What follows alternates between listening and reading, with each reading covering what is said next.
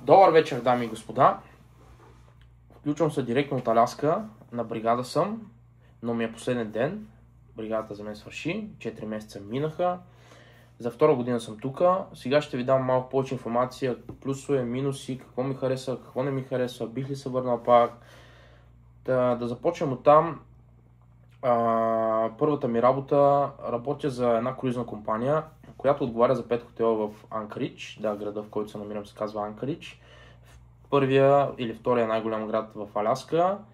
Има всичко в него необходимо, което става въпрос за банки, става въпрос за social security, става въпрос за големи магазини, при което може да си купиш ефтини работи, правят промоции, но да се върнем още от самото начало. Как се случи всичко? Миналата година си казах, че ще ходя на бригада и просто исках да бъде нещо различно, да е различно място. И да, избрахме Аляска, при което се записах, ходих на интервюта. Първо ходиш на интервю с работодател и там трябва да те одобрят. След това отиваш на интервю за виза, при което при мен беше, естествено имаше изключение под вид, че при първото интервю с работодателя ме скъсаха, защото моят английски не беше добър, но и си мислих, че всичко ще бъде лесно и не трябва да полагам никакви усилия. Мислих, че ми е достатъчно английски, който го знам, бях много зле и го бях позабравил. И обаче се случи най-лошото, да, че не ми приеха работната оферта и не ме взеха. Следователно говорихме отново и ми насрочиха онлайн интервю, при което си го взех. И след това се явих за виза. Интервюто за виза беше сравнително лесно, при положение, че бях на 2 преди това. И да, всичко се случи, бях готов, взех си всичко и заминах на бригада, дойдох тук в Аляска. Първата година беше малко по-трудно, защото ми отне 1 месец да си отворя банка, да си извадя Social Security number и да започна втора работа. Аз първата работа имах малко конфузни ситуации, защото ме сложиха да работя на нощни смени, при което аз нямаше как да си намеря втора работа, защото бях много изморен и нямаше как да се случи, при което имах специален разговор с компанията, с която работя. И после се оправиха нещата, но да, отнеме 1 месец за тези неща и след това си намерих втора работа, почнах и нея. С първата работа всичко се нагласи, оправиха ми графика, оправиха ми всичко, след което започнах и втора работа, като втората работа беше в един ресторант, Бъсър, стейкхаус беше ресторанта. Ресторанта беше наистина скъп, при което естествено беше добре за нас, но аз първата работа ми беше, работих за круизна компания, която отговаряше за 5 хотела тук в Анкъридж, включително и летището, при което туристи, които идват, нашите туристи, те ходят първо до национални паркове, имаме тук на 3-4 часа от Анкъридж, Маккенли и Денали, при което ние им преместваме багажа, да, товарим камиони, наистина понякога е тежко и трябва да си физически здрав, за да можеш да не се уморяваш, да не се контузиш нещо. Но има дни, в които наистина е лека работа и няма какво толкова. Та да.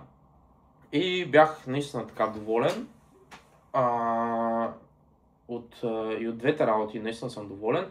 Обаче плюсовете тук в Аляска са, че наистина заплащат най-добре от всички щати и таксите са им най-ниски. Обаче другото минуса е, че времето е наистина трудно.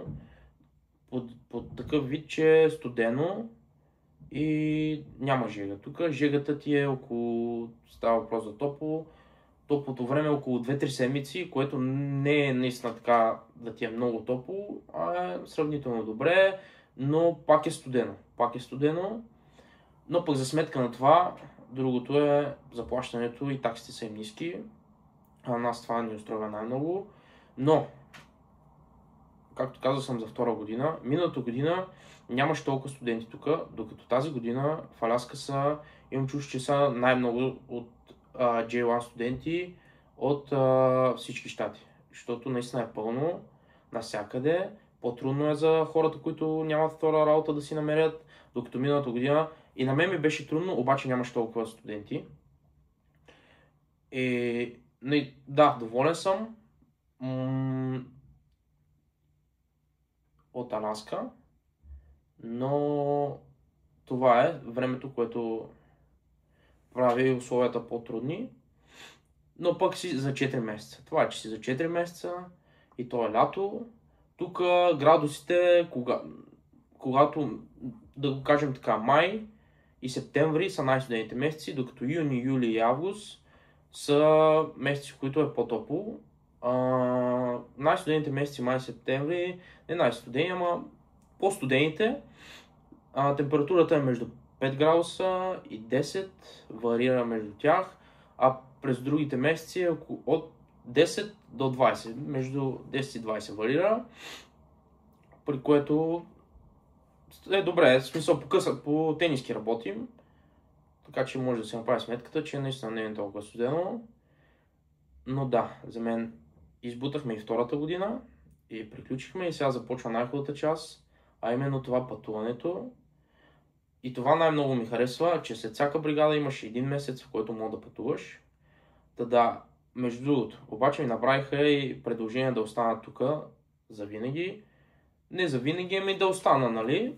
И обаче аз не съм готов за това нещо. И да, ако решиш, може да останеш.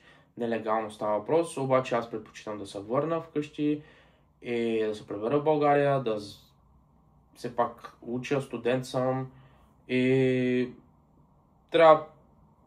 Живота в България ми харесва, лично на мен ми харесва много повече, отколкото тук.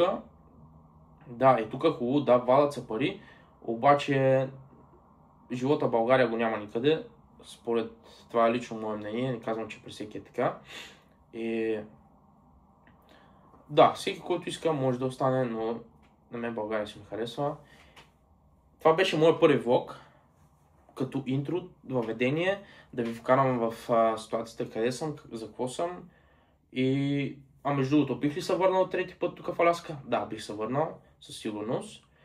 Защото когато всяка следваща година ти става на теб все по-лесно. Да, имаш много повече познати, имаш хора, на които, когато и да се обадиш, да, няма толкова проблеми, колкото първата година. Всяка година става все по-лесно и по-лесно. И естествено се познаваш с всички и на работите, които работиш, те те познават, знаят, че работиш добре, може дори да бъдеш по горна позиция. Та са само плюсове. Между другото, някои избират и да всяка година да сменят различни щатове, което не ги опреквам. Това си лично тяхно мнение. Но за мен, според мен, ако си удовлетворен от мястото, на което работиш и хората, аз бих се върнал пак. Освен ако не ми е последна година, която мога да идва на бригада, да, тогава бих сменил, бих пробвал нещо различно. Но за сега, ако имам възможност, до година пак бих дошъл. И това мисля да е от първия влог, първото интро, то е въведение, то не е нещо специфично. Както виждате, стоя и ви обяснявам малко повече за бригадата. И направо се включвам после започват истинските влогове, приключенията и така нататък. Виждаме се направо в следващия влог. Айде!